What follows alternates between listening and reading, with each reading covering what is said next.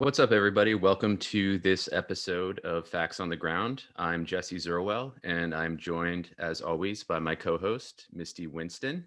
And today we are going to be speaking with two former members of the Movement for People's Party, Camila Harris, who is based in Inglewood in California, uh, and Renee Johnson, who's originally from Brooklyn, and they worked for the the MPP, and we're going to talk about the experiences they had there with regard to flat out racism, I suppose you could say.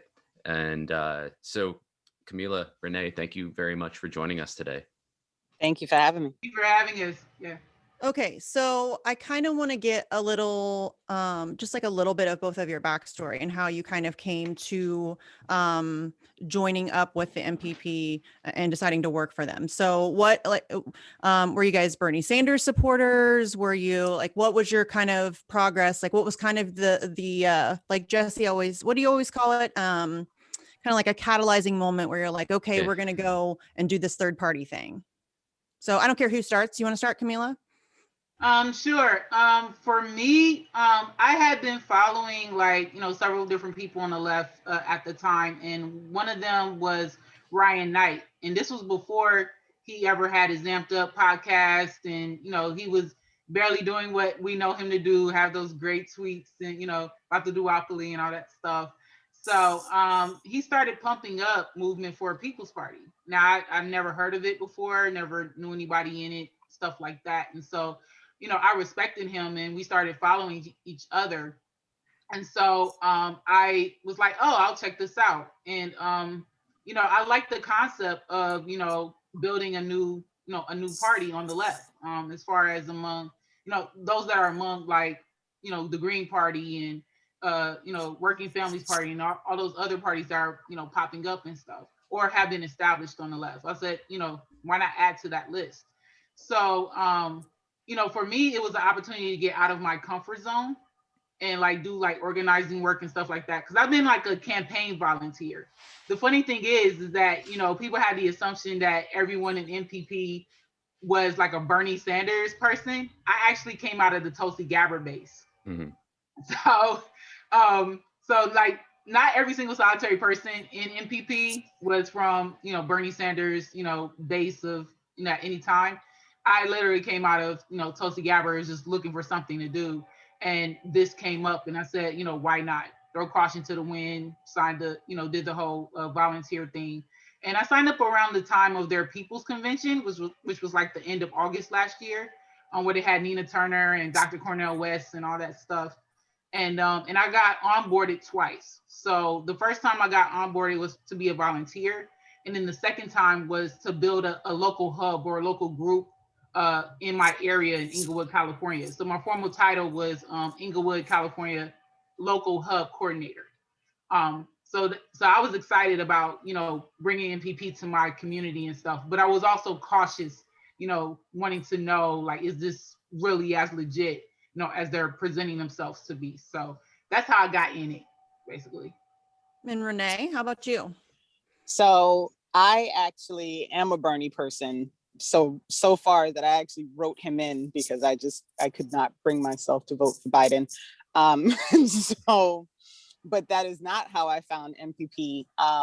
I volunteered for another organization, and while I was volunteering there, I was working very closely with Amaya, who is on their advisory council. She's actually, she was tapped to run their students for MPP, and I was going back and forth with Amaya, and she tells me she's going to be on this convention and that she's speaking. And I was like, all right, I got to watch this because it's Amaya, right? So I was watching it, really waiting for Amaya to speak. And I was very impressed, with the whole theory of, you don't have to vote for Democrats. You don't have to vote for Republicans. Let's start something that's really about people and giving people a voice and not about corporations and big money and all of these things. And so I signed up almost immediately after watching the convention. And I was only onboarded once, so my experience is a little different than Camila's. But What is that? upon What does that consist of when you say onboarding? so well, it depends on who you talk to, right? So Mhm. you sign up through and this is how it used to work. It may have changed a little bit by now. I don't think so though. But so you sign up through the website. It's supposed to automatically link you to the Slack channel. And then once you're in that Slack channel, it's a national Slack and it includes access to all the people who run the different working groups. So once I got into the Slack, I started reaching out. I reached out to Carol Earl. I reached out to Michelle. I reached out to Filatetto, who was the regional person for New York, to kind of, gauge like what I wanted to do, how I wanted to be involved, where I thought I was going to be most useful. It was actually, maybe later I can give you my little story about how that all went. But I ended up really giving a lot of my energy to the media circle with Carol. I was, doing things with, I wasn't a Facebook person, but I was on the list. But what I actually ended up doing was responding to emails on behalf of MPP, because all the emails were going to one email address and Carol was answering all of them by herself. And so I was helping with that. And then I was also helping with the New York organizing. I was one of 3 people who had done the process with the NDA and everything to get access to the database. But of the 3, I was the only one who was actually doing the Zoom meetings and making sure that, there was an agenda. And we actually Zoomed on my husband's Zoom because they didn't have a Zoom for us to use and we needed a paid one. So my husband's company has a paid one. So I was stealing his Zoom once a week. And we were trying to coordinate, actions within New York, which is a whole other story with how that went. But essentially I got involved. Yes, partially because I was a Bernie person. And when I found out that that's what they were about, I thought that was a good idea. And also because after watching the convention, I was just really impressed with what they were talking about. How big is the MPP? How wide does it span, would you say? The entire organization? Yeah. How big is its membership base? So that depends on who you're asking and what you mean by membership base, right? So if you ask Nick Branna, he'll say, oh, we have over 100,000 members and 150,000 members. That I believe is actually their email list and who they send emails out to. As far as people who are actually in the Slack channel and active, last check there was like 2,700 or so people in the Slack channel, but there's only like a few hundred that are actually active and actually doing stuff besides like just working in the Slack. It's tricky because you can be a volunteer and working on the ground and doing things on behalf of MPP and have no idea like what's going on within the national org. So it's not as centralized as it sounds. No, definitely not. It's decentralized, but not in a good way. It's very, I think it's a lot of, it's completely disorganized. There's no like real leadership. I mean, this is just my outside opinion because I have always been skeptical of Movement for People's Party. Like I was like, when it first, I was like, okay, whatever. But I mean, just personally, I don't believe in electoral politics. So the idea of another party just seems like a ginormous waste of time and a completely corrupted system. But I was like, okay, I'll kind of like support you sort of. But it very quickly became obvious that they are not really all that serious. And like what they started this in like 2016? It was pretty soon after the election, I think. And yeah, it was 2017. Okay. Yes. Yeah, it was 2017 when they started. And from our understanding, like they didn't even have like basic governing documents. Even through the time we were in it. Like they didn't have like a constitution and bylaws. They didn't have like a name until just recently. Yeah, they didn't have a member no, handbook. They didn't have like nothing that was like, you know, but governing they resourceful did. for Don't us to forget, they abide were by. draft Bernie before they were Right. Right. They were MPP. draft Bernie right after, and then they merged Burn the DNC into them as well. So yeah. Can you explain that a little bit, just for anybody who might not be familiar with those changes? So they started out initially as draft Bernie Mm-hmm. because the goal had been that they were going to get enough signatures and enough people to convince Bernie to start another party. Mm-hmm. There's a whole set of stories behind that. I was not involved with draft Bernie. I have heard from multiple people that, you know, that was a grift, essentially. That wasn't really what it was sold to be. So after that fell apart, then they decided they were going to keep moving forward with this third party idea. They were just going to do it without Bernie.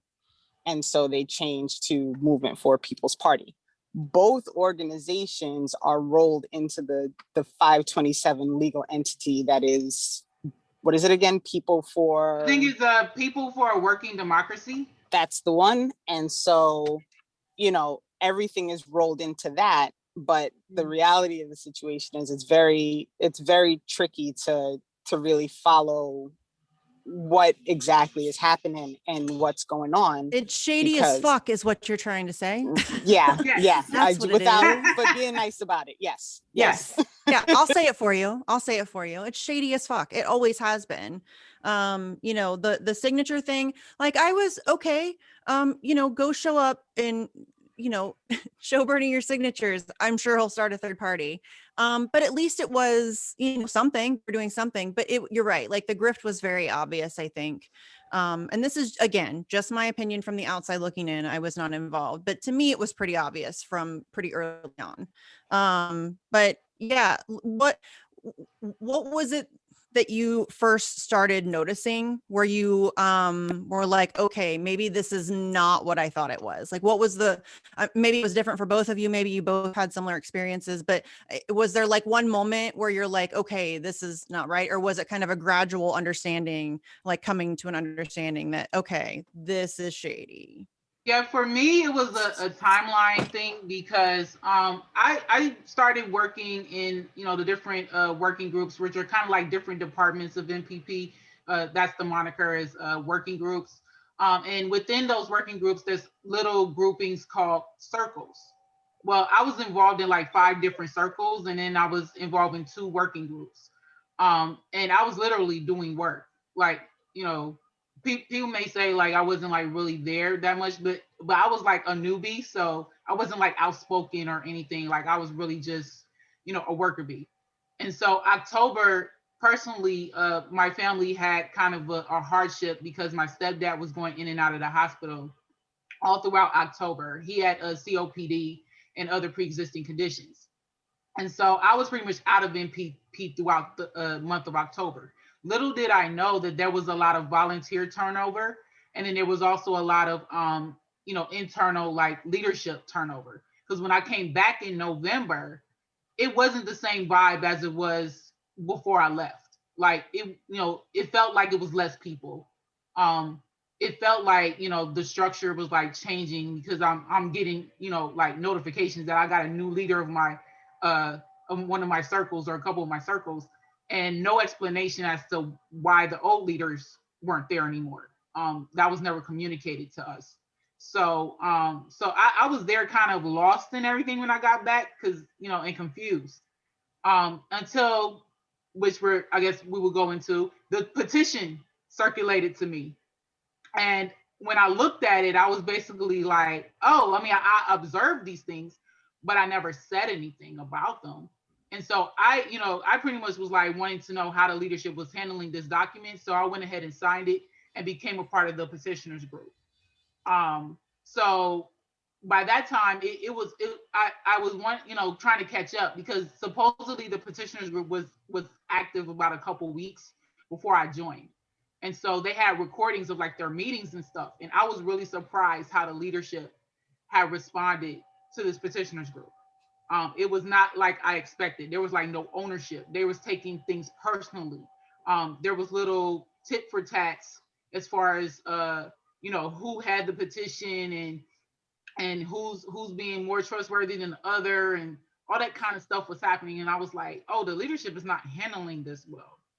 And so that's where the wheels was starting to turn in my head about what was really going on. I was had no clue. The petition group that was to file complaints or it was lodge this complaints one, against. one document. Yeah. So yeah, since that Camilla, had since this- so you were definitely, with everything that was going on with your dad, there was a lot of kind of back and forth before you were able to kind of re-engage. So right, there was a lot. a lot. So Oh my God. our experiences are a little different because Carol was always in charge of the media messaging, which is the working group that I was involved in on the national level. Outside of that, there was also the Black Voters Circle, which both Camila and I were members of.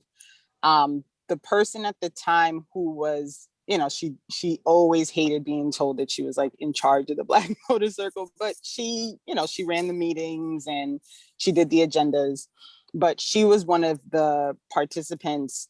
She was one of the people who helped draft the actual petition. So at the time that the petition was being drafted, I was aware that it was happening and that it was going to come down the pike because she shared that information with us. And I was waiting for it to come, because the other thing, like I told you, was my involvement on the New York side. And I had a lot of questions about why there was no information for people who are running hubs. I was set up to be the Brooklyn hub, but Brooklyn is one of 5 portions of New York City. Right. So why is there only one hub for the entirety of New York City, and why is it Brooklyn? Like, is it because I'm the only person who signed up? Like, what is going on? And then Brooklyn we would is ask huge about geographically. Right. And then when I asked about, okay, well, what's happening with outside of New York City? Because, New York City is only a small portion of New York State. New York State is humongous. Mm-hmm. So what's going on with, what's happening outside of New York City? And the answer was basically, literally the person said to me, I'm a little afraid of New York, which I thought was weird. But they don't live in New York. And so, the essential idea was, you're in New York City, so just deal with New York City for right now, and then we'll bring in people from outside of New York City once we get New York City situated. But when you'd ask questions about, okay, so how are we getting New York City situated? How are we getting things done in New York? There was never an actual answer. And about the time that the petition was being signed and was coming, was being released as something that was part of the conversation, we discovered, as a group, New York had really started to question what was going on the national side, and how are things going to get done, and how are we going to get questions answered. And we pulled together a list of questions that we gave to national that included things like, where are the bylaws that we're supposed to use? Do you have a lawyer who's familiar with the New York ballot access laws that we can talk to, so we can figure out what's the best way for us to formalize legally so we can start getting work done? What's going on with ballot access? Because contrary to what Nick likes to say over and over again about how easy it is to just get signatures, there are 11 states across the country that signatures are irrelevant. You can get as many signatures as you want, and it's not going to get you ballot access if you don't run somebody for a position. Mm-hmm. New York happens to be one of those states. So in New York, you have to run somebody for governor. In November, I asked, well, what's the plan for New York? Who are we going to run? Maybe in 6 months, we'll have an answer. Okay, at that time, like, I know Cuomo's nobody's favorite now, but at that time, Cuomo was pretty popular. His book was out and he had gotten his award, and people were talking about how great, because if you didn't live in New York, you had no idea that Cuomo was a bum. But so all of these things were happening, and I was like, you don't have a plan for who you're going to run for governor, and the only way you can get ballot access is to run somebody for governor and get a significant amount of votes in doing that campaign. Like, how is this supposed to work? How is any of this supposed to happen? And there were no answers. The answer was, okay, let me ask so-and-so, let me check with so-and-so. Oh, down the line, we'll do this. Oh, this is coming. And so, as a state, we were pretty annoyed, and we had decided that we were just going to move forward and try to plan actions and activities that were going to be relevant within New York State. And, that's what we had decided to work on. And we were like, when national catches up, then, I guess we'll figure it out then. But for right now, we're just going to have to figure this out on our own because they don't have any questions. So, when the petition happened, I remember thinking, well, this sounds about right, because this is why there's so many questions. Nothing that should be in place in order for these people to be a legitimate organization is in place. And I just don't understand what's happening. So that's how I ended up they there. really have been around for a few years now, and Right. they have nothing really concrete that I can see. I mean, I know that they've gotten ballot access maybe in like 2 states or something, California maybe, and somewhere else. I don't know. In California, They do not have ballot access. They've started the process to gain ballot access. Oh, okay. They do not have ballot access. And that's like, that to me, that's ridiculous. Like, years now, like, you're pretending to like be a legitimate push for a third party in this country, and you're years in and you don't have like any organization or any of the basics or really any of the infrastructure that's necessary to make this successful. You're not talking to each other. There's a lot of turnover. It's become about egos. It's ridiculous. And I mean, I think what's good is that they have very much been exposed recently. The two of you have been very helpful in doing that because it's necessary. Like, these people need to be called out because a lot of people were really putting a lot of hope into the movement for a People's Party. Like, they had some people really I mean, Ryan Knight was ready to go for MPP, like Jimmy Dore, Lee Camp, like all these people were on board and ready to support them. And, a lot of people bought into that. And so they need to be exposed. So thank both of you for, being willing to, because it's never easy to publicly come out and criticize people who, even though it's not like these are super powerful people, it does become like a public, event, and it can get nasty. And so that's never an easy thing to do. You're kind of like whistleblowers, and you guys know I love whistleblowers. So yeah, that's exactly it. We are whistleblowers. And I even wanted to speak on California because my state was like the center of a lot of, the cross sections of our experiences. And one of the major stories was about Our Revolution Los Angeles, which on the ground within LA County was pretty known, and popular. And what happened with ORLA was that they decided, as a board and as an organization, to kind of merge themselves to a certain extent into MPP. Well, some of them were also leaders within MPP as well, especially for my state. Like, my regional coordinator was a part of ORLA. His co-coordinator was part of ORLA. And so they were like very much involved in the inner workings of MPP. I mean, to the point where there were people on the leadership that was pretty much exploiting them to do stuff that they were supposed to be doing, like some of the most basic things, like training on like the Action Network, where the database was, like how to actually use it as an organizer. They were doing like, stuff like that so much, that was pushed onto them to where it was like basically hard for them to do things for our region, which is like, the West Coast, for the, Pacific side of the organization. So I even wanted to say off of what Renee mentioned about that, one of the people that is over the Black Voter Circle, but also she was one of my state's co-coordinators at one point. And she even felt the grunt of things not working to help our state, like not just the Black Voter Circle that she was the leader of, but our state stuff too, because she was actually our Northern California state hub coordinator.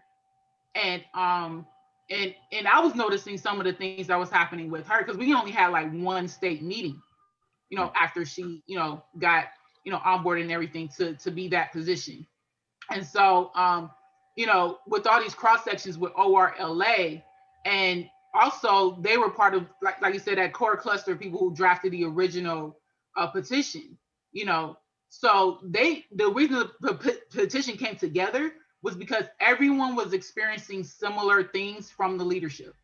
You know, the future faking, the neglect, the abandonment, like to some of Renee's points, that non-support of their work.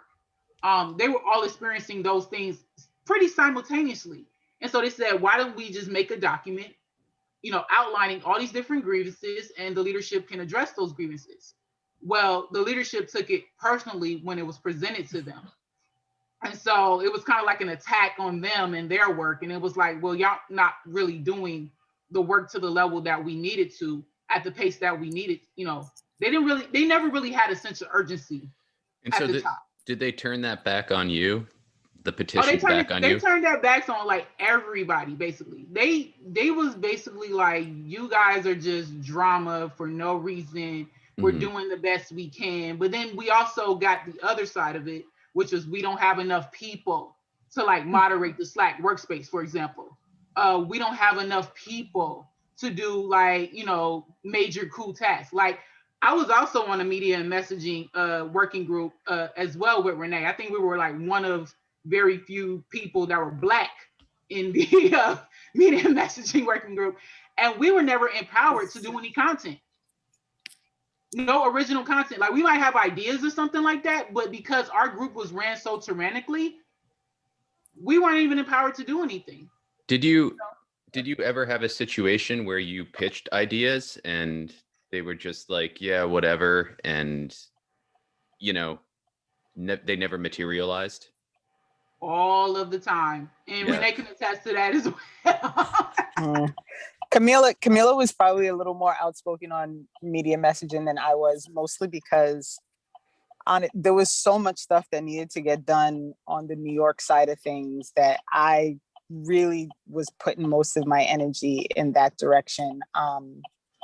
But what I found was the issue was once, so let me just back up very quickly and explain that when the petition was written, part of the reason that they went the route of writing a petition was because it was becoming clear that if you were a person who was willing to speak up against anything that National wanted, Nick Branagh wanted, Nick Rod Carroll wanted, you found yourself quickly ousted from the organization. And so it was happening to a degree that people were getting nervous about speaking because, someone would speak up, they would say, well, this is what we should be doing. And then next thing you know, there would be an announcement that that person is no longer part of MPP. And so, right. So essentially when the decision was made to go the petition route, the reason for that was because the thought process was, if it's 50 people that are saying, listen, these things are a problem and these things need to be addressed, you're less likely to throw out 50 people. Well, they turned out to be wrong about that. But, that was the thought process behind writing a petition and presenting it as a group, was so it would be clear that, this is not 1, 2, 3 people trying to be difficult and complaining about something. This is a legitimate organizational issue that needs to be addressed. And we're going to prove that by having a group of people sign on and say, yes, this is a problem. I agree that this is a problem. And I agree that this is something that should be addressed by leadership. One of the things that I have found that has happened since this whole thing has come out and since ORLA did their separation is they've really tried to make it seem as though ORLA was behind the petition and it was them and this was all a coup and whatever else they want to call with the infiltration, yada, yada. Insurrection. But let's be clear. Right, the insurrection. Let's be clear. I live in New York. I don't even know what ORLA is because I live in Brooklyn, right? I've been to California once in my life. Like, I have nothing to do with that. What I saw was a piece of paper that documented very clearly some things that were really wrong in the organization that needed to be addressed. And I was in agreement that these were things that needed to be addressed. So I signed the petition. And, I think it's important for people to understand that this was not this was not out of the blue. This was not like a, you know, why all of a sudden are they complaining? This was a continued assault on people who spoke up, being tossed out of the organization. And so the thought process was, maybe if it's a group of us, instead of just throwing us out for speaking up, they'll actually listen and do the things that we're saying needs to be done, because this is what's going to make the organization better. I cannot tell you how many conversations we had where we were literally like, if they just listen, like it will get better. Right. Like it'll Well, improve. what y'all did was really nothing more than like unionization. I mean, you came together in a group because there's strength in numbers, and you, Right. you know, petitioned the leadership on valid grievances. And Right. it's very telling the way that they handled themselves. I mean, if that Right. doesn't make it clear that they're not serious, I don't Right. know what it's going to take, honestly. I mean, Right. that is not like, I mean, that's we were the labor of the People's Party. We were the Right. labor of Movement for a People's Party. So when a lot of people try to say like, oh, it's a bunch of disgruntled folks, you know, or like Renee said, like just a small group, like we actually had like over 220 people sign this petition because they all backed, you know, that, and they also all had the same observations of these systemic issues. Like they were like attributing it to like growing pains. I'm like, no, you ruined a bump that you had from the People's Convention, where you had a lot of people like us come into the organization that was serious about the work of the organization. We wasn't there to clout chase. We wasn't there to kiss behinds. We wasn't there for any of that kind of, you know, drama and dynamics and stuff. And you know, you treated us like we were trash. Like we didn't matter. Like we weren't even human beings. And that was the thing that was most disturbing and disheartening to me, was the treatment that the leadership, because anytime there's like chaos or nonsense in an organization, the rot starts at the top. Hmm. It doesn't start with us complaining about stuff. It starts with the leadership at the top. Like in the DNC, when we saw the rigging and stuff, that was Tom Perez and his Democratic National Committee. That was the rot at the top. In MPP, it's Nick Brana and his National Coordinator Circle. So can we talk about some of those people for a bit? Because some viewers might not be familiar with the names and the personalities and the positions. So Camila or Renee, if either or both of you want to sort of break down the hierarchy that runs MPP, could you do so? Oh, Yeah. sure. Do you want to do it, Camila, or do you want me to do it? I can go over the organizational structure. Okay. The way MPP is set up is that they have like what I call multi-layer like organization. What they advertise themselves to be to the public was a horizontal self-organizing organizational structure. Well, once you get in as a volunteer, organizer, like manager of some sort, you find out that's not the case pretty fast. It's a like multi-layer vertical, multi-tier vertical organization. And at the top is Nick Brana as the national coordinator. That's his formal title. And then he has this committee, if you will, that's called the National Coordinator Circle. In our jargon, we say the NCC or the CC. And so that particular group is like the farthest most top, you know, decision-making body in MPP. So a lot of times we were receiving directives, you know, in our different working groups or in our circles from the top. How many people were in that top circle, so to speak? It was about, if I'm not mistaken, like 7 to 9 people. It's nine people in the coordinating circle. Okay, yes. Yeah. So they each represented one of the working group, you know, one of the working groups. So each person that was in that national coordinator circle was like a department head, you know, an equivalent like an department head. So there was organizing, there was political outreach, there was, you know, with our group, media and messaging.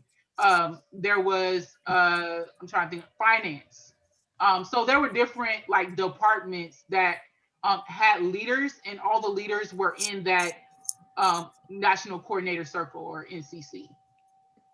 I see. And so So they there were, was a lot of trickle down, definitely. yeah, it seems like they were the ones pulling, not to call either of you puppets, but the puppet strings, so to speak. Oh, they treated us like fans. We were fan groups. Yeah. I can totally see that being the case. Yeah. Which I think is like a good lead in to talk about Nick Brana, because I think that his ego is definitely, I mean, this is me saying this, not them. Literally, So literally. yeah, his ego definitely got the best of him. So yeah, let's talk about him. So he's the national coordinator. Is that what you said? Correct. National coordinator, His right? formal Okay. title is national coordinator. Yes. Okay. So it seems like the buck should stop with him as far as I'm concerned. He's supposed to be the guy. He's supposed to be the leader, the founder, the organizer. So what was your experience with Nick Brana? Did either of you ever have like contact with him? Did he ever address anybody at the organizing level? What was your experience like with him? So ours is going to be different because I don't think Camila ever talked to him directly. No, not directly, no. Whereas I spoke with him multiple times on multiple occasions via text, via phone call, via Zoom message, different, I think, and I'm going to skip forward just a little bit because I don't know if I could really get people to understand what it was that was so frustrating about how this all went down with me getting thrown out. The night when I got thrown out, Nick had my phone number, had text message, called me. Philatetto had my phone number. Regina had my phone number. Carol had my phone number. Half of the CC was able to reach me directly to say, hey, there's this crazy thing happening and we just need you to sit tight while we figure it out. And none of them chose to do that.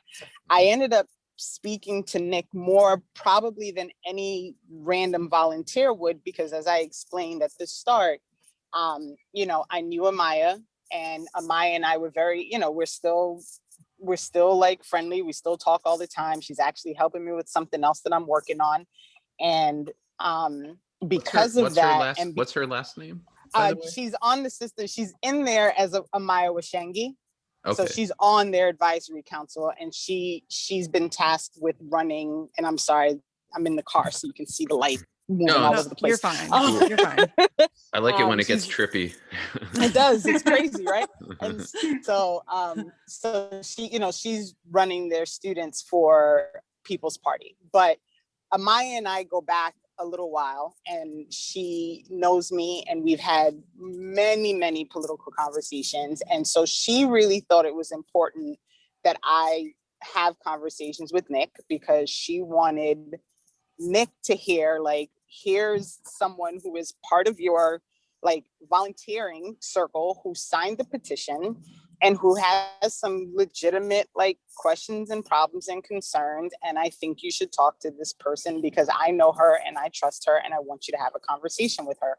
And so before we got, and I don't think you know this, Camila, and I actually don't know how many people know this, before we got the written response to the petition, and this was a big point of contention because we met with the CC and we were promised a written response to the petition.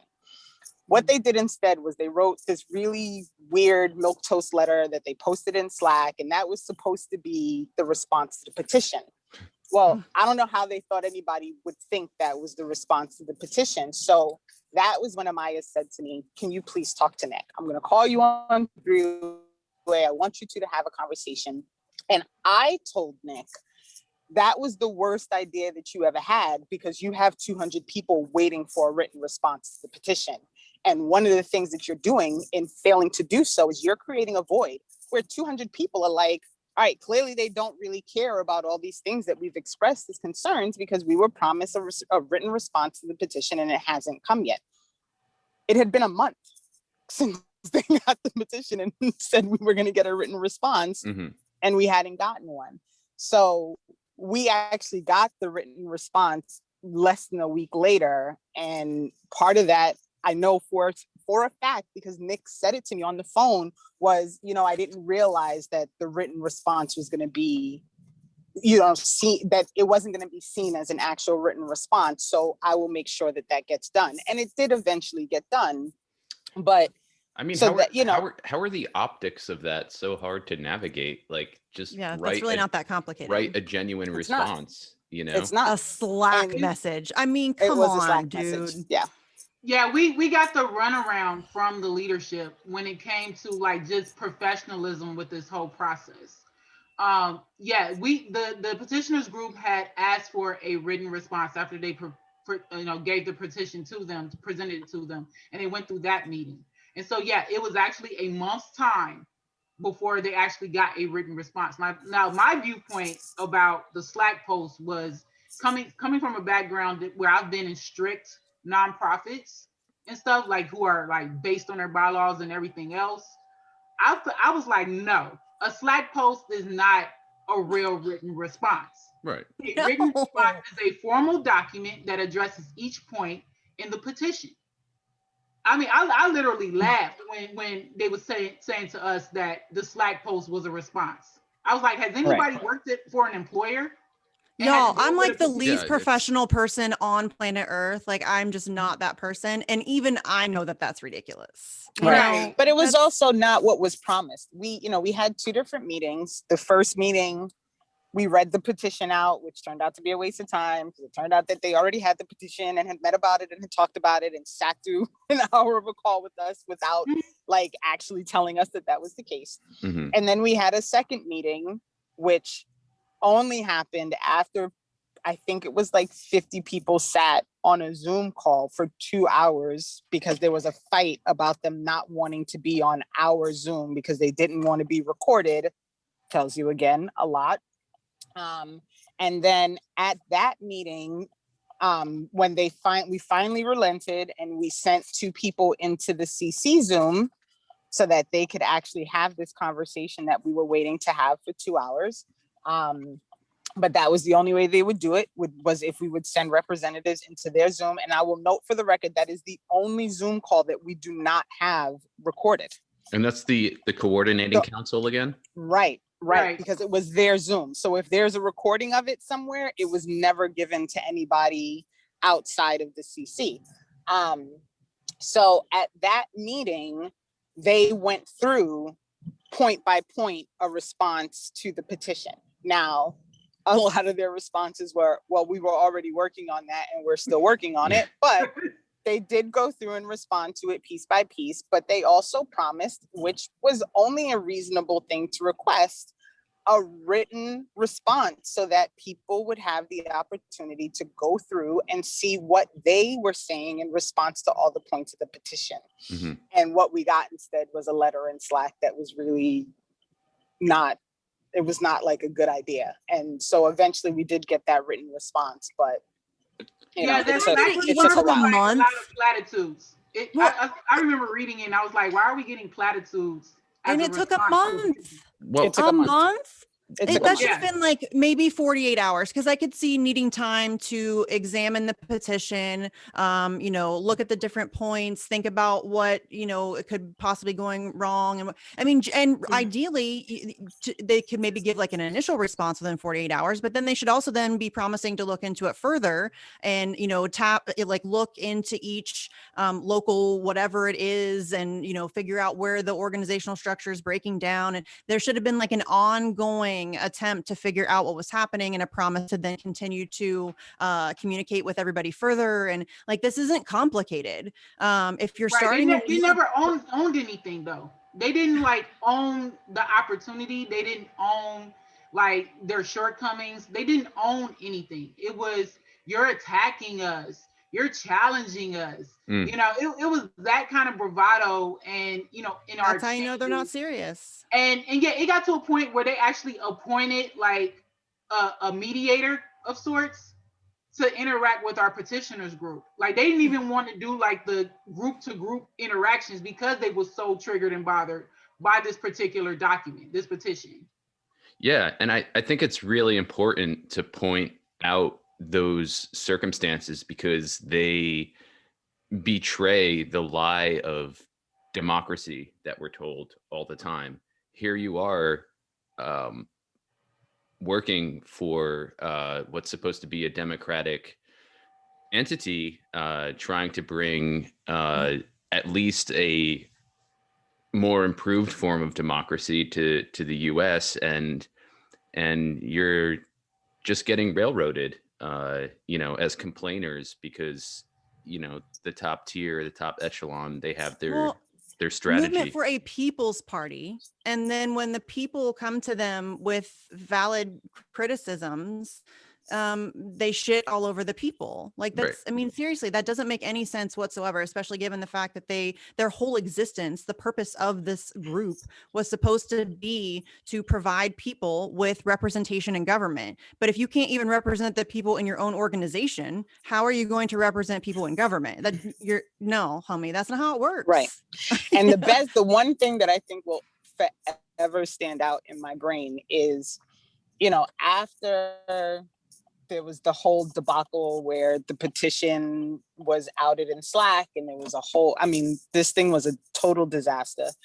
There was a meeting after they removed a bunch of people in the middle of the night.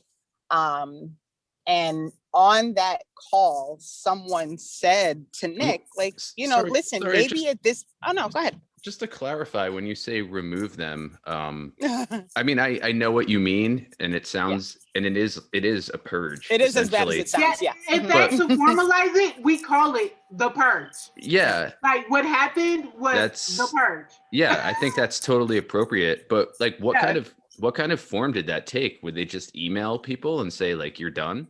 Oh, no. I woke up and I had all of my rights removed. I just didn't have access to anything, and I had no idea what was going on. So they didn't even tell you why, or no. And I sent an email. They didn't tell any of us. Yeah. No. And I sent an email to Phil Atetto, who was the regional coordinator, that's essentially said, like, I just discovered that a whole bunch of people got thrown out. You have my phone number.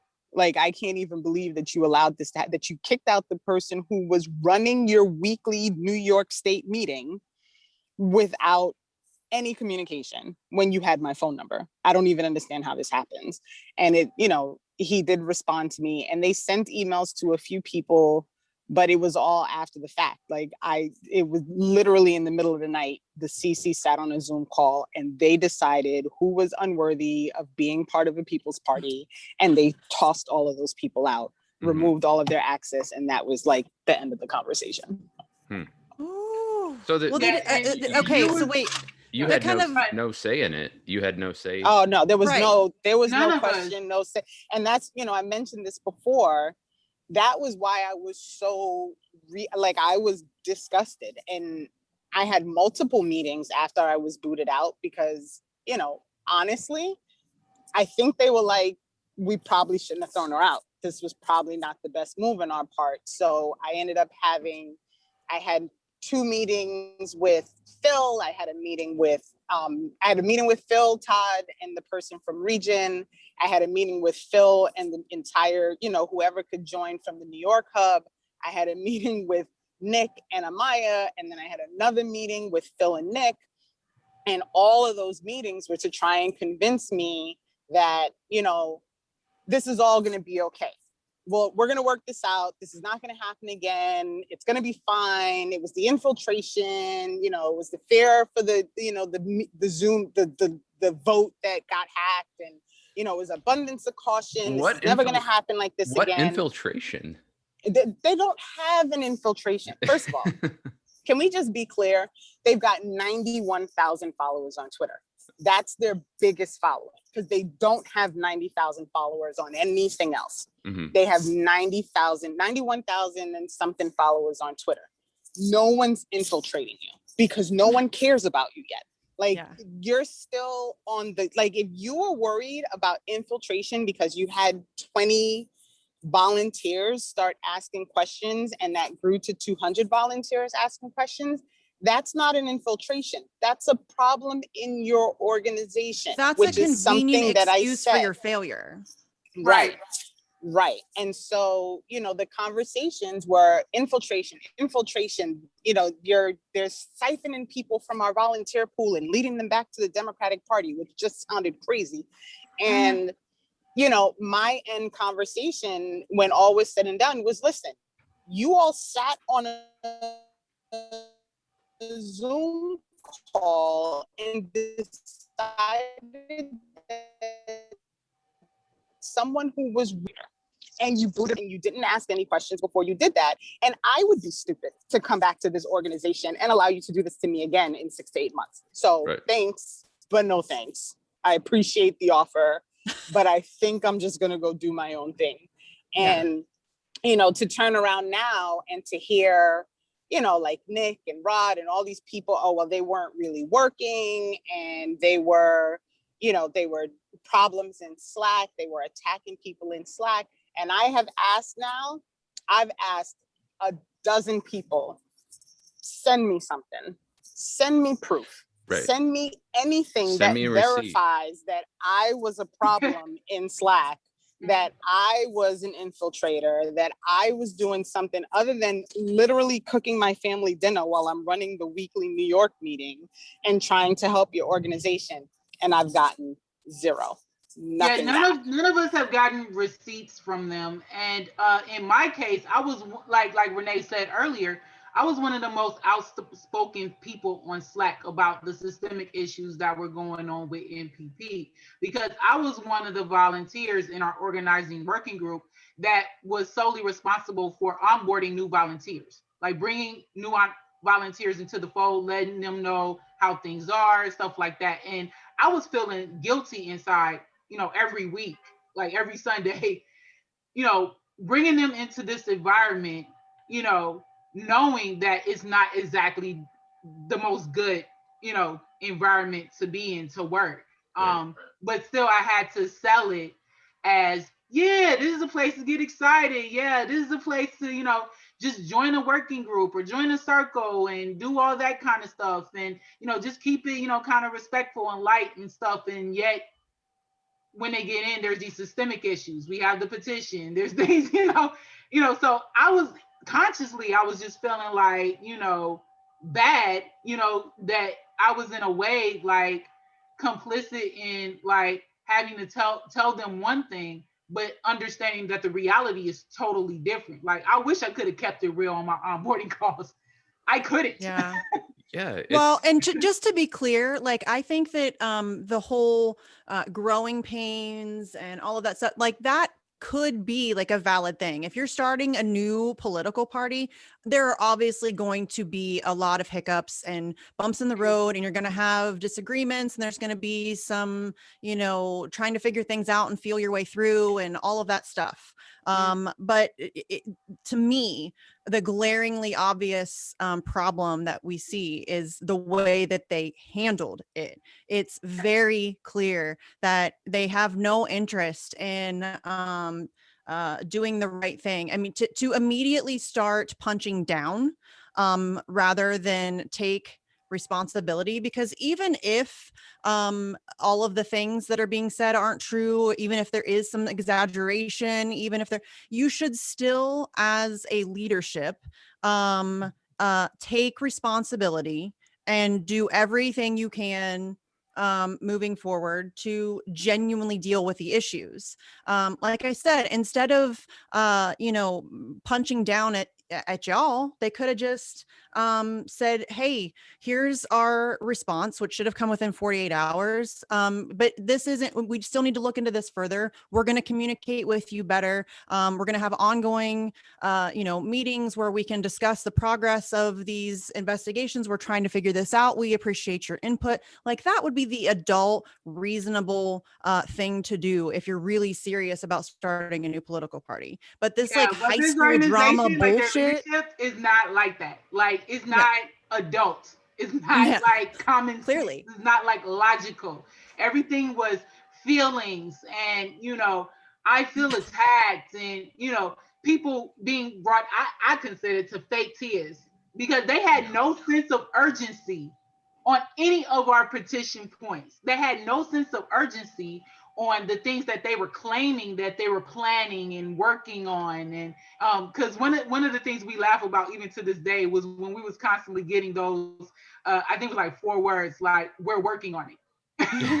we Oh my was gosh, that constantly reminds me of the saying Young that. Turks, the No. Anna Kasparian, when we asked her Also- to cover Julian Assange and she said, we'll look into it. That's it Also, right there. when It's a Matt, bullshit response. when Max Blumenthal, he bird dogged AOC at the Yeah, that was Capitol funny. and asked her about Venezuela, like a statement on Venezuela. She We're said, working on a we're working on a statement. Yeah. Yeah, we It's a got that a coup, lot. sis. You Which don't is need to nev- work on a statement. Which we're all still waiting for, but I guess True story. maybe one day it'll come. That future faking, I tell you, it's a monster. Yeah. Okay, so Camila, I know you have to go pretty soon because you have another meeting coming up here. Do you did we miss anything that you want to address? Is there I just anything wanted to like give like a warning to the public. Like, when you're looking at these organizations that you want to join, please don't have blinders on. I know everyone, has this hope and optimism and stuff like that, but don't put all your eggs in one basket. Don't cling on to the hope about something. Be realistic and understand where that organization is at the time, because we came into MPP to work. Like I said, we didn't come in for the clout chasing, for to help them with optics, like help them get follows and help them get likes and help them get all that stuff. That wasn't the work. The work was we want to be out in our communities, Renee in Brooklyn, myself here in Los Angeles County, to help build a political party. That's and help end the duopoly. That was our background in this. Like, we wasn't in it to infiltrate. I left the Democratic Party November 8th, 2020. I'm not trying to siphon people to go back to that crazy party. You know what I'm saying? So, so all of those kind of rumors and crafted, like narratives that Nick Brana and his leadership is pumping out into the, social media sphere, because that's where they feel the most comfortable and unchallenged is in social media. Like, don't have blinders on when it comes to like people like them, because you're going to find yourself trapped in something where you feel like you don't have a voice. You don't have, you can't share ideas. You can't, actually do the function that you came in to do. So really do your homework on all of these organizations and the people who are leading them. Find out if they were appointed or elected.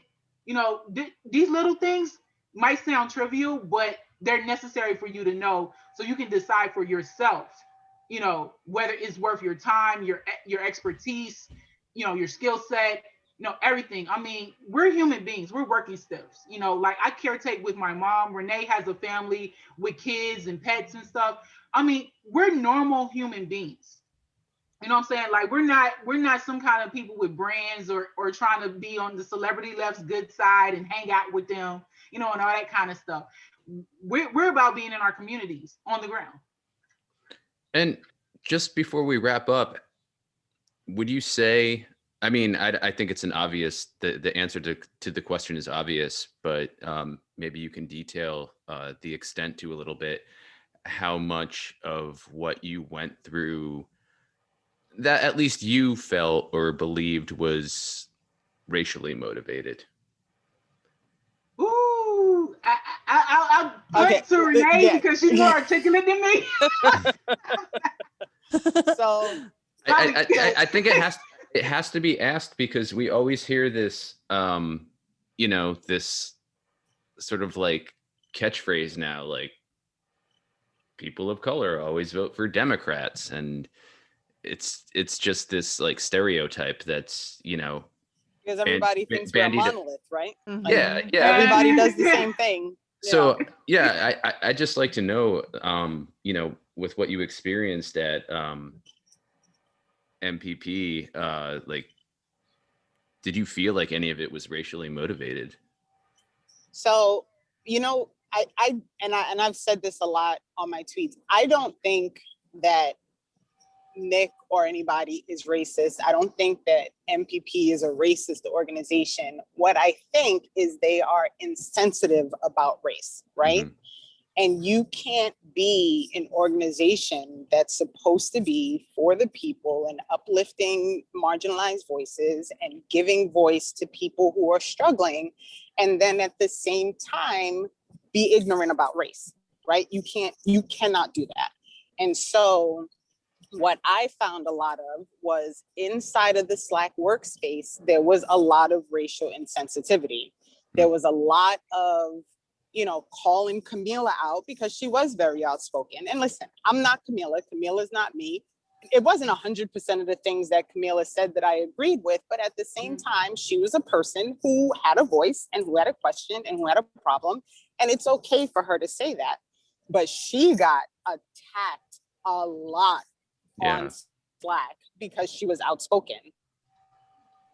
And it would always turn into, she's always attacking people. She's always this. And I find, in spaces, being a Black woman, it is very, very difficult to be honest and open and outspoken without being treated like you're an angry Black person, because that's always what you get tagged with. And so, I, being 44 years old and someone who has spent a lot of time navigating not being looked at as an angry Black person, I tend to be way more cautious with how I speak and write and do things in a public space, because I don't want to deal with that argument. I don't want to hear it. I don't want to hear I'm doing it because I'm an angry Black person. So I tend to be probably way less outspoken than Camila was. Do you feel like that you're censoring yourself, or you're just? Oh, definitely 100% censoring myself. Absolutely. Yeah. Because I don't want that problem. I don't want people to be so focused on the fact that I'm saying what I'm saying that they're not listening to what I'm saying. Mm-hmm. And that's what happens. That's all the time. And that's a huge problem. Oh, it's a massive problem. And even with me, doing that and trying Camila, every time what was the word they called me?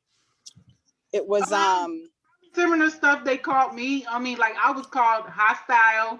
Oh, that was it. It was hostile. I was hostile. I was called aggressive. I was called all kinds of stuff. Right. And I'm one of those people, like, I can stand up for myself. But, I was always surprised when, people like Renee and others would come and actually back me up. Like, like a set of angels, like just coming behind me. But it was, but it was out of control. Like, it would get, every time Camila would write something, somebody would start talking about like how aggressive and angry she was. And I'd be like, oh my God, she asked a question. Like, this is not that serious. But what really Camila's like, man, it's a nice day out. And everybody's like, why are you so angry? Yeah. And I'll give you one specific situation. There was this whole argument about how out of control conversations would get in Slack, because somebody would write something and then somebody else would write something else. And then it would turn into these huge post threads. And so we were requested to use threads, like to respond within a post as a thread so that it stayed as one post with responses. And so somebody wrote something, and someone else who happened also to be a member of the Black Voters group was like, hey, can you use threads? And I know they were just being funny about it. They weren't really trying to start an argument. But Thomas Royko, who's a CC person, who's running the technology working group, writes back and says, oh, you better be careful. Camila might come get you. Something to that effect. And I was like, hold on a minute. What did Camila have to do with this conversation? She wasn't part of this conversation. She didn't post anything. She didn't say anything. What on earth would possess you to pull her name out of your mouth in a public space where she already gets riffed on all the time, every time she says something? And there's a backstory, by the way, to that. That involves someone with disabilities. And so there's a person that was in my poor people's circle, as well as the disabled person's circle, who posted like a commentary or something, like just a random thing. And Thomas Royko, this same person, had came down and said, and checked this person and said, can you use a thread? Now, it wasn't a response to anything, like it was just like a random saying. And I looked at him and I was like, sir, like, you don't check somebody like that. Like, especially someone with disabilities, I had just, met that person in my poor people circle. Great guy. You wouldn't even think so much that he had disabilities until, you really see his mannerisms and different things. But very smart, give great ideas in my circle, has a heart of gold. Like, and so for me, seeing someone from the top do that punch down to this person with disabilities, I couldn't sit idly by and have a conscience and say, oh, that's allowed. Right. Oh, no. I spoke up. Yeah. And he didn't like that I spoke up, And so that's what led to, that thing where, like she said, our Black Voter Circle fellow member, comrade, was, just playing around, with it. Didn't mean anything. It wasn't like conscious. And then he came under and literally incited that. Right. And so I wrote back and I checked it. And I was like, listen, this is not okay. You're a leader. You're in the coordinating circle. You are a white man. Why would you choose to belittle a young Black woman by making fun of her in a public space? Like, this is not okay. And to which I got a seems like he tried to pit y'all against each other as well. Well, I mean, I don't even know what was going on. The whole thing was so chaotic. And then the white woman jumped in to say, how out of control Camila always is and that she's always attacking people. And so I had to write her back and say, but I wasn't talking to you. And I don't know why you're invested in this conversation. If you're telling me you have work to do, you should go do that work, because I'm trying to get assistance for the fact that a white man who is part of the leadership of this organization decided to call out a young Black person for no reason. And that's a problem. And if you think I'm wrong for saying that's a problem, then now I have a problem with you as well. And these were conversations that we were having all the time, like having to, tag the CC or tag region to say, what is going on in this thread? Why is it that, white people are defending each other because they think it's okay to use the N-word in your Slack space? Like, how are these things happening and no one's doing anything? And, so would white people do that in Slack? Oh yeah, we had Karen. That was the night before we all got thrown out. There was literally an argument in Slack because a group of white people, one white person had been called out for using the N-word because he was telling a story, and it happened in Discord. It came back to Slack that he still was defending that he could use the N-word because he was using it as an example. Then another white person jumped in to say some nonsense about people should be allowed to say what they want. I spoke up to say this is totally inappropriate. You cannot have these conversations. This is not okay. Later on that night, some other white person jumped in to say that there was such a thing as an N-word pass. And as don't white people have N-word passes that they can use if they feel, the situation warrants one. I don't know where you get one of those. Right, exactly. So this all happened the night before a bunch of people got thrown off the Slack. And of the people involved in that conversation about the N-word, 4 of us were Black, 1 white who was defending us. There were 5 white people, all 4 Black people, and the 1 white person fighting it got thrown out. Only one of the white people got thrown out. Okay, and the person who said it gets better. The person who said they could use an N-word pass spoke at the meeting on behalf of MPP because they were, this is what was going on. But when you bring this up, you're told I'm using a race card. But I don't know what race card you want me to not use when you allow someone to speak up for your organization 2 days after they claim they have an N-word pass in your Slack space. I mean, the whole thing about the word is that gets obfuscated is that it has a tremendous historical context to it. It's not just listen, you will not find a bigger free speech extremist than this kid, right? You will just not. And people absolutely have the right to use that word. But it's really not that difficult to not use it, and knowing the historical implications and the generational trauma and the literal violence implied by the word, it's really not. There are lots of words in the English language. Find another one. Right. It's really Yeah. that simple. Right. Yeah. And Right. like I said, I'm, you know, just a white boy from Jersey. I listen to hip hop a lot though, but I don't feel any entitlement or any justification for using that word, no matter how many times I hear it in a song. So, And that's exactly how the conversation started. He was repeating a story about some song he course. heard. It's And always the you know, excuse. it's always, yeah. It's Right. Yeah. And song.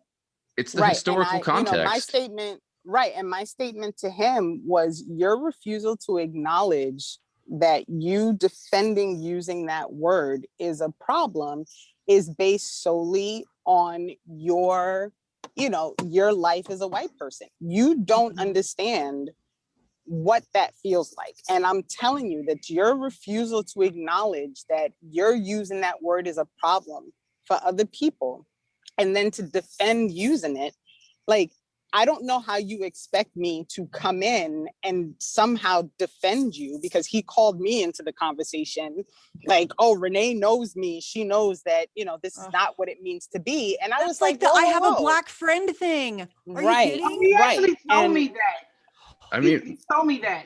Like Wow. I have a black friend, so I feel like I have the right to talk about this, and I'm entitled to use the word and all that stuff. And I was like, sir, no, that's not how it works.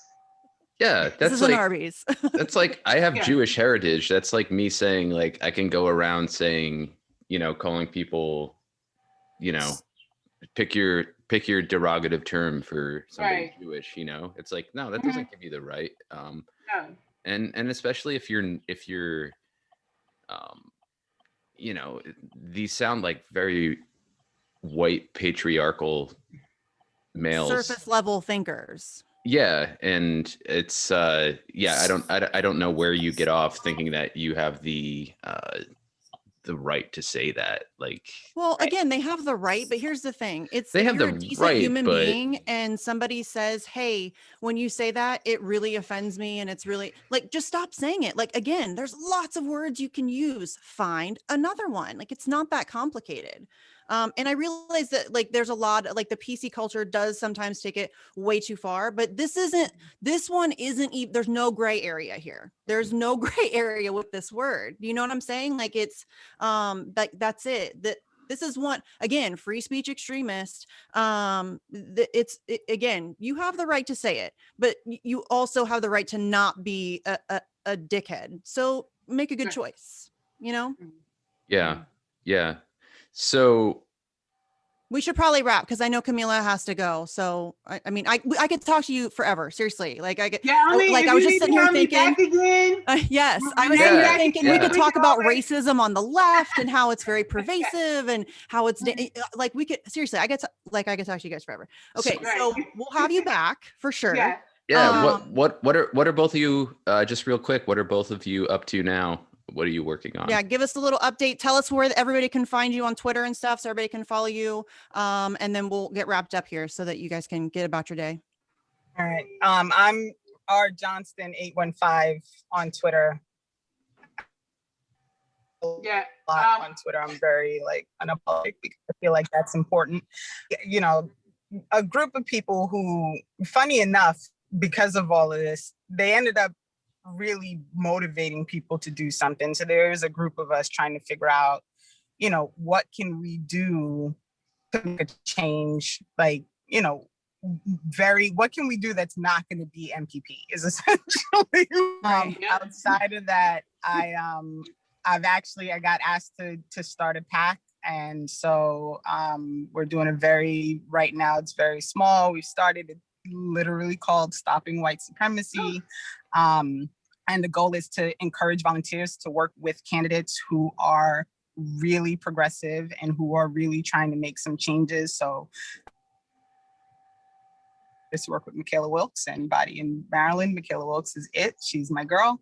And then, so, we'll see what happens. I'm just, my goal in life is to change something. And I don't want to waste my time, fighting with people about nonsense because there's work to be done. So, yes. And do you have a website for that effort? that you're working on? Stop white supremacy? Not yet. We actually are in the process of building it. It's very, Okay. very new. But I promise I will share it with you. Well, once that's up and ready to go, we'll have you back so we can talk about that some more too, because Sure. yeah, I would love to do that. Okay, so Camila, tell everybody where they can find you, what you have coming up. People can find me on Twitter at Black Unicorn Rose. That's BLK word unicorn word rose all in one. And also on Instagram, I'm Dahomie K, which is DAHOMIEK. And so for me, like I've been technically out of work since last year this time when everything got shut down. So I was actually in like the hospitality industry. I was, so I worked with Brutal. audiences and fans at different venues, sporting, entertainment, and all that stuff. So of course, I'm always looking for a job. But at the same time, yeah, I'm like Renee, like I'm helping to like build up organizations. Like there's one like you said with the meeting, like I'm actually literally going over there to, see where we at in that process.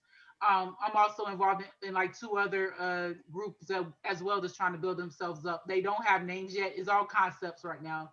They don't have names yet. They don't have websites. They don't have nothing. But we are people who want to get out in the community and do something that's definitely 180 from MPP and the experience that we had in that. So yeah, any opportunities you want to throw my way, I'm pretty much an open door policy person at this point. Nice. Yeah, absolutely. Yeah, thank you both so much for coming on and spending a little bit of the effort. And thank you, because it's been really being a person who opted to speak, right? It never puts you in an easy place. And they've got followers and they've got people, and Jimmy Dore's on their side and Lee Camp's on their side and Jackson Hinkle's on their side, and they've got all these people like basically calling me an infiltrator and calling me a bad actor and calling me a liar, and none of them have talked to me, none of them have read the petition, none of them have had a conversation. And to me, I think that's the most disrespectful part is, you haven't had a conversation with me to determine that I was anything but genuine in anything that I did. So for you to now be speaking about me or anyone else who signed the petition as if we had some nefarious goal in mind outside of trying to make things work, it's a problem. And I really appreciate anytime somebody will give Camila, give Steve, give Joe Sheree, give anybody space to talk about this stuff, because it's important. I'm not trying, if MPP changes and they end up really doing something and they serve a purpose, I'm not going to be a person who's like, don't vote for that MPP person, but they're not going to be able to do it if they keep going the way they're going. And I think it's important that people understand that. Yeah. Yes. And I think it's an important story too, an important issue, if you will, which is a word I actually very much dislike. Jessica hates the word issue.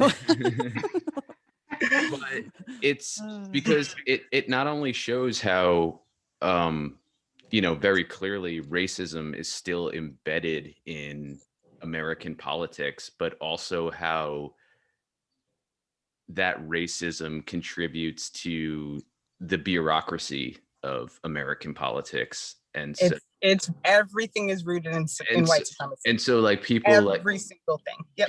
People like you and Camila who have a legitimate voice, like a genuine voice and things to offer, it just gets shut down because the bureaucracy is what controls everything. I mean, like nobody is completely, this is just my theory, but nobody's completely non-racist, right? But we try as much as we can to be anti-racist. Right. And I think that's just highlighted so much, like that just like disregard for trying to fight racism, and especially from a progressive party, Yeah, and that's why I'm saying these people need to be exposed. And Renee, you were saying that I'm like, you're like a kindred spirit sort of, because I get a lot of, for different reasons, but I get called an infiltrator and a Russian and all kinds of things. So I get that. And so I understand that aspect of it, but I think it's unbelievably important to keep speaking about this because like I said, I would love to have you guys back on to talk about racism on the left, because that is such a bad thing that we have and nobody's addressing it. So yeah, I think it's just, like, we have to keep talking about this. We have to keep shining a light on it. It's the only way we can deal with it, really. So thank you guys both for coming on today. I can't wait to have you back. Like, this was a lot of fun. So yeah, our guest today Jesus. Camila Harris and Renee Johnston, who were both recent volunteers and members of MPP. Definitely follow them on Twitter, follow their work. And if you have anybody has a job prospect for Camila, hit her up, homies. Do it. Do it. I have myself in my look how mom. awesome she is. You'd be lucky to have her. Hire her. Somebody do it. Come on. Okay. So anyways, yeah, I can't wait to have you guys back on. Thank you so much for being here. Thanks everybody for watching. Thank and you. we'll catch you next time. Thanks guys. All right. Thanks. Have a great one. You too.